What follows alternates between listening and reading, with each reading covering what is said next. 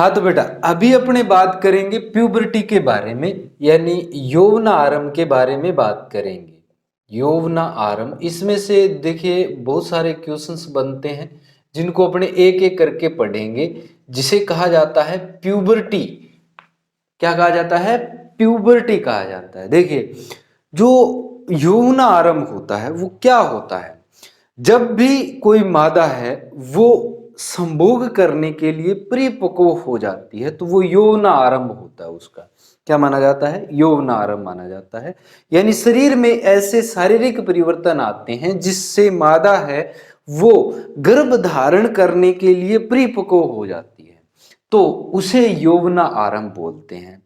अब यौवन आरंभ भी दो तरीके से हो सकता है, एक तो जो स्तनधारी प्राणी है उनके अंदर, और दूसरा जो पशु है उनके अंदर। तो देखिए जो दो प्रकार होते हैं उनमें एक तो अपने मेंस्ट्रुअल साइकिल के अंदर, जिसे एमसी के नाम से जाना जाता है ना, और एक जो होता है वो किस में होता है, इसे बोला जाता है एस्टर साइकिल, जिसे एस्टर साइकिल या एस्टर पीरियड के रूप में भी जानते हैं, मध्यकाल के अंदर भी जानते हैं। ठीक है, अब देखिए जो मेंस्ट्रुअल साइकिल होता है वो मानव के अंदर पाया जाता है, मनुष्य में होता है, और यह जो एस्टर जो पीरियड होता है वो किसके अंदर आप पाया जाता है? पशुओं में होता है। ठीक है, अब देखिए जो मेंस्ट्रुअल साइकिल होता है उसमें मादा जो होती है वो संभोग करने के लिए या उसमें मेटिंग करने के लिए वो कोई बाध्य नहीं होती है, बाध्य नहीं होती है, परंतु जो एस्टर्स पीरियड होता है जिसके अंदर ये पाया जाता है उसमें जो मादा होती है वो मेटिंग के लिए बाध्य होती है। मेटिंग के लिए क्या होती है?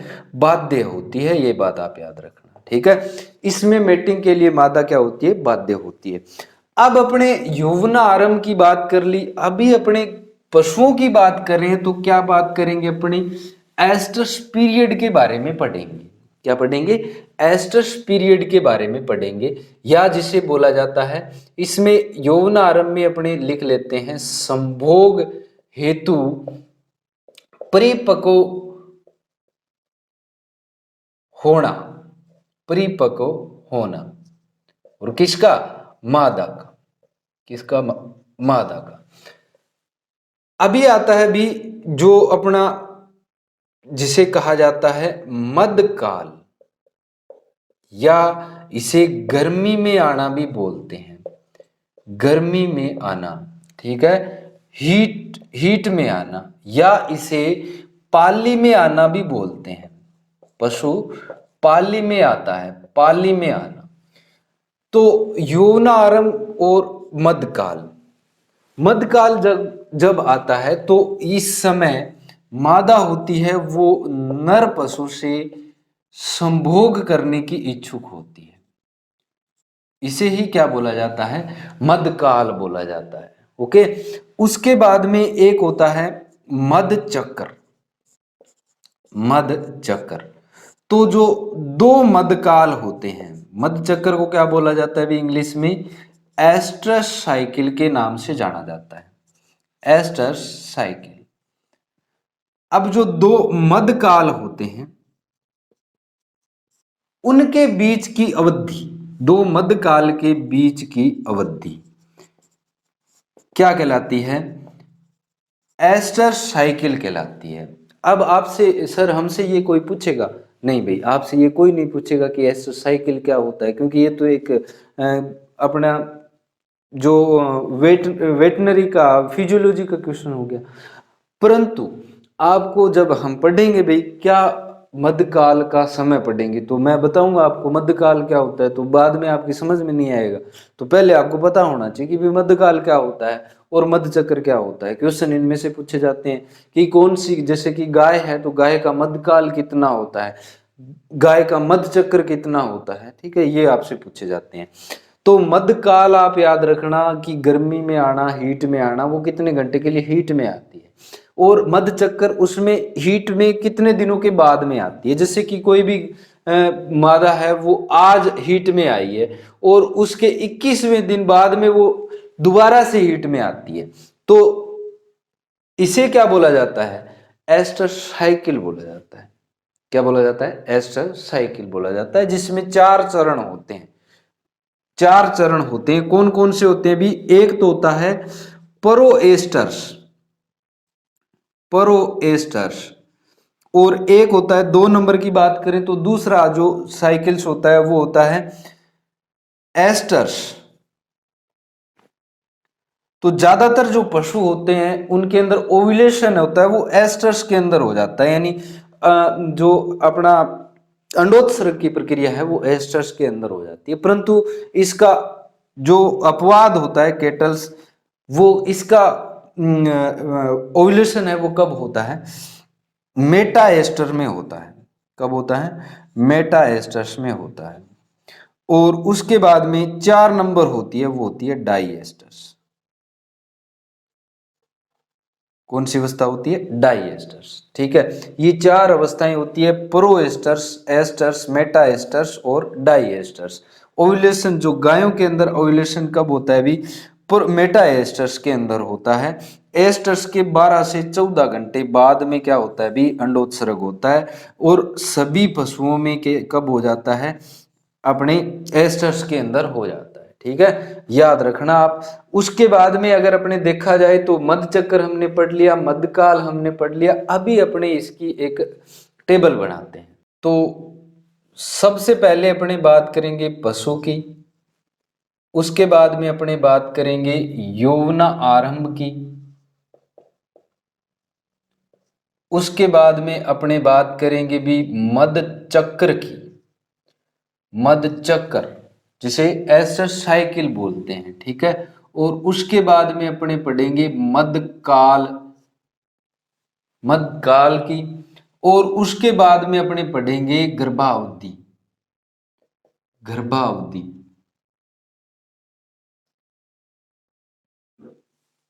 ठीक है, तो पशु को इंग्लिश में एनिमल बोलते हैं। अब कई बच्चे भी कमेंट करते हैं कि भी हमें इंग्लिश भी बताया करो, तो मैं थोड़ा सा बता देता हूँ। यौवन आरंभ को प्यूबर्टी बोला जाता है, और मध्य चक्र को हमने पढ़ा एस्टर साइकिल बोला जाता है, मध्यकाल को एस्टर्स पीरियड बोला जाता है, और गर्भावधि को गेस्टेशन पीरियड के नाम से जाना जाता है।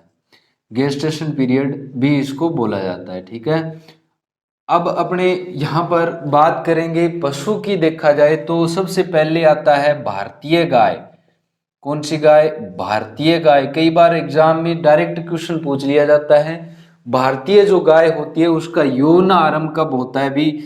24 से लेकर 30 माह की आयु के बीच में ही यौन आरंभ है वो स्टार्ट हो जाता है। इतना 24 से 30 माह की आयु के अंदर। कहीं कहीं आपको कई बुक्स के अंदर 36 से 40 माह भी मिलेंगे।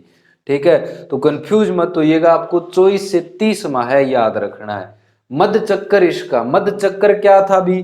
देखिए यहां पर मध्य चक्कर हमने पढ़ा कि 2 मध्यकाल के बीच की अवधि, 2 मध्यकाल के बीच की अवधि, यानी दूसरी बार वो हीट में कब आएगी? तो कब आती है भी? ज्यादातर मध्य जो चक्कर है वो कितने दिन का होता है गाय में? 21 दिन का होता है। और उसके बाद में आता है मध्यकाल, यानी वो कितने घंटे के लिए हीट में आई है। और उसके अंदर ही चाहे तो अपने को कृत्रिम मेटिंग उसमें करवानी है या आर्टिफिशियल इंसेमिनेशन अपने को करवाना है। और ज्यादातर कब करवाते हैं भी? मेटा एस्टर्स के अंदर करवाते हैं। वो हीट में एस्टर्स में आ जाती है, परंतु ओव्यूलेशन कब होता है? उसमें मेटा एस्टर्स के अंदर होता है। तो अपने को मेटा एस्टर्स के अंदर ही मेटिंग है वो करवानी चाहिए। तो मध्यकाल है वो इसका कितना होता है भी? गाय का 18 घंटे। कितना होता है? 18 घंटे इसका मध्यकाल की अवधि होती है। और गाय की गर्भावधि है वो कितनी होती है भी? 282 से 283 दिन की होती है। यानी कह सकते हैं 9 महीने 9 दिन की अवधि होती है। 9 महीने 9 दिन की अवधि के अंतर्गत ही क्या होता है? गर्भधारण होता है। उसके बाद में अगर संकर गाय, क्रॉस ब्रीड का कई बार पूछा जाता है, संकर गाय की गर्भावधि है वो कब कब होती है? संकर गाय कब अपने यौवन आरंभ के अंदर आ जाती है? 22 महीने के अंदर। कितने महीने के अंदर? 22 महीने में ही प्यूबर्टी उसमें स्टार्ट हो जाती है, वो प्रथम गर्भ धारण करने योग्य हो जाती है। बाकी सेम है, 21 दिन 18 घंटे, मध्यकाल कितने का, 18 घंटे का, और गर्भावधि इसकी गेस्टेशन पीरियड है वो 282 200 से 283 दिन का होता है। उसके बाद में आती है भी भैंस। कौन सी? भैंस। भैंस का प्यूबर्टी है वो कब स्टार्ट हो, तो भैंस में प्यूबर्टी लगभग 36 से 42 माह के अंतर्गत आती है। कितने माह में आती है? 36 से 42 माह के अंदर आती है। और इसका जो मध्य चक्कर होता है वो कितने दिन का होता है भी? 21 दिन का होता है। मध्य चक्कर कितने दिन का? 21 दिन का होता है। और एसएस पीरियड इसके अंदर कितने दिन का होता है भी? सॉरी, कितने घंटे का होता है? लगभग 27 घंटे का होता है। कितने घंटे का होता है? 27 घंटे का होता है। और कई अलग अलग बुक में आपको 18 से 36 घंटे भी मिल जाएंगे। ठीक है, 18 से 36 घंटे भी मिल जाएंगे। और इसकी जो गेस्टेशन पीरियड होता है वो कितने दिन का होता है भी? 310 दिन का होता है इसका अपनी गर्भावधि। और गेस्टेशन जो पीरियड होता है उसका अपने 10 महीने 10 दिन भी लिख सकते हैं। 10 महीने 10 दिन भी लिख सकते हैं, याद रखना आप। 9 महीने 9 दिन किसका? गाय का। 10 महीने 10 दिन किसका? भैंस का।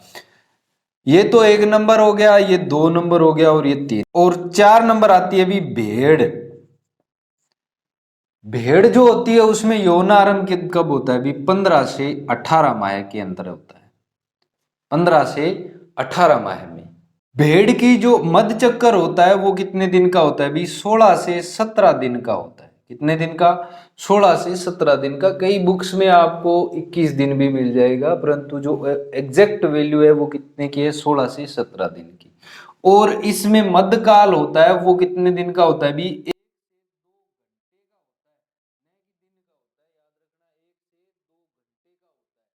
और उसके बाद में इसकी जो गेस्टेशन पीरियड है या गर्भावधि है वो कितने टाइम की होती है? तो 150 दिन की होती है, ओनली 150 दिन। उसके बाद में 5 नंबर आती है भी बकरी, बकरड़ी। बकरड़ी जो होती है उसकी यौन आरंभ है वो 15 से 18 माह के अंदर शुरू हो जाती है। कितने माह में? 15 से 18 माह में शुरू हो जाती है। और इसका जो मध्य चक्कर होता है वो कितने डेज का होता है भी? 21 दिन का होता है। और इसमें भी जो मध्यकाल होता है वो 1 से 2 घंटे का होता है, याद रखना। और इसमें जो गेस्टेशन पीरियड है वो थोड़ा सा भेड़ से कम होता है। कितना? 148 दिन का होता है। कितना होता है भी? 148 दिन का। अब ये 1-2 दिन आगे पीछे हो सकते हैं, ऑप्शन के हिसाब से आप सही कर सकते हैं इसके अंदर। 6 नंबर की बात करें तो आता है भी ऊंट देवता। ऊंट की यौन आरंभ होता है वो 36 से 48 माह के अंदर आता है। 36 से 48 माह में। और मध्य चक्कर होता है वो 14 दिन का होता है। ठीक है, मध्य चक्कर होता है वो कितने दिन का होता है? 14 दिन का होता है। और इसका मध्यकाल होता है वो लगभग 3 से 4 दिन होता है। 3 से 4 दिन तक का मध्यकाल इसके अंदर पाया जाता है। और इसकी जो प्यूबर्टी है वो कितनी होती है भी? 390 से 410 दिन, यानी 13 महीना 13 दिन भी आप कह सकते हो। 13 महीने 13 दिन।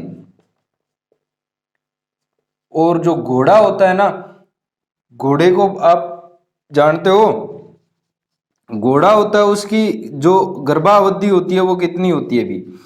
घोड़े की गर्भावधि होती है वो होती है बेटा 11 महीने 11 दिन।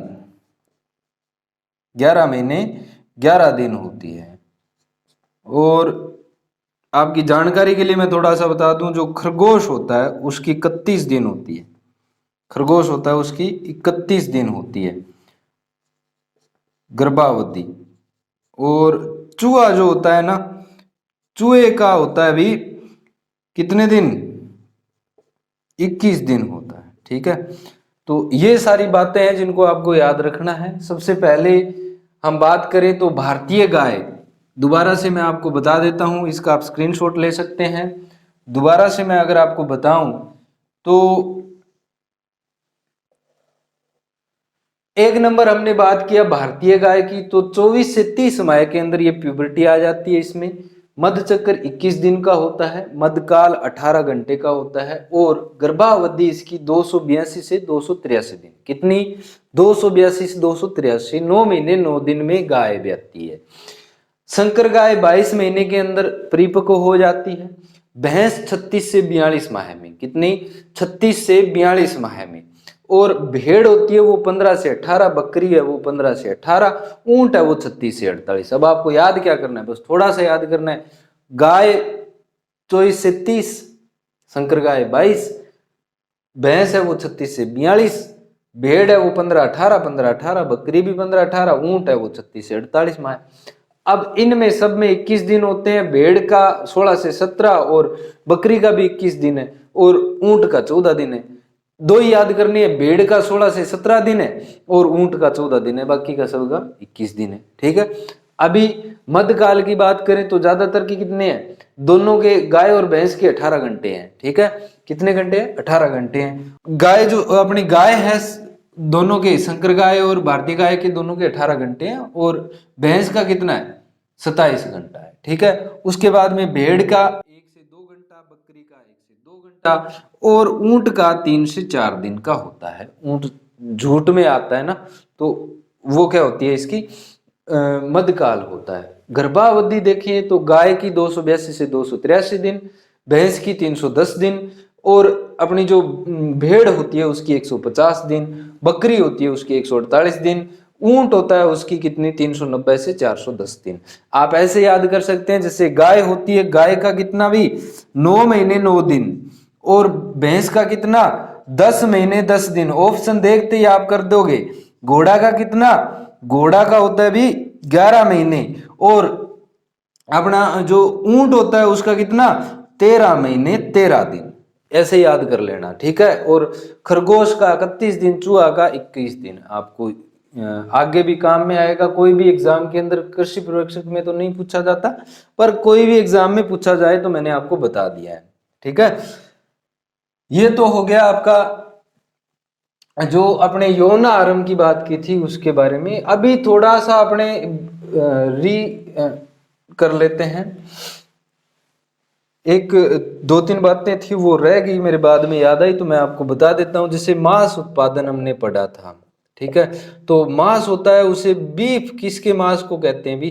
बीफ कहा जाता है गाय के मांस को। बफन किसको बोलते हैं? बफन बोला जाता है भी भैंस के मांस को। और वहीं पर अगर केरा बीफ की भी आपको कई बार मिल जाता है। ठीक है। केरा बीफ भी मिल जाता है कई बार, तो वो किसके मांस होता है भी? भैंसे का मांस होता है। ठीक है। केरा बीफ या केरा बफन के नाम से आपको मिलेगा, तो भैंसे का मांस होता है। एक आपने देखा होगा टेंडर। टेंडर जो मांस होता है वो किसका होता है भी? टेंडर जो मांस होता है वो किसका? कुक्कुट का होता है। किसका?